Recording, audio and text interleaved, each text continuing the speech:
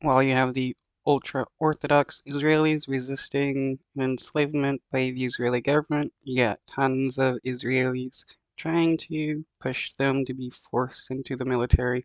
How is that not enslavement, forcing people into a military? Marching through an ultra-Orthodox neighbourhood of Jerusalem, members of the army reservist group Brothers in Arms confront residents. Not just prayers, we also need the army. We also need the army, not just prayers. We need you. We're collapsing under the burden. We're collapsing under the burden. You would think if your God is real and all-powerful, prayers would be sufficient to try to convince your stop what's going on. Some protesters were caught in scuffles and heated arguments, with tensions reaching boiling point over a military exemption for ultra-Orthodox Jews, which dates back to Israel's founding in 1948.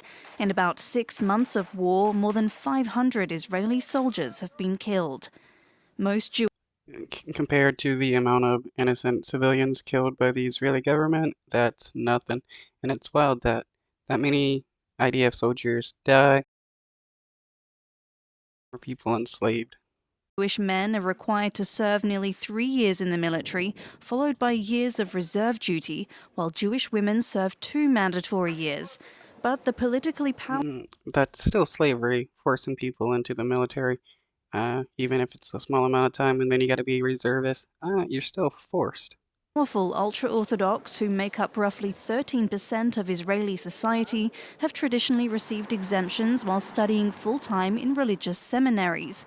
Ruling the current system discriminatory, the Supreme Court gave the government until April 1st to present a new plan and until June 30 to pass it. Last week, Israeli Prime Minister Benjamin Netanyahu asked the court for a 30-day extension to find a compromise. I can tell you that the ultra-Orthodox went a long way.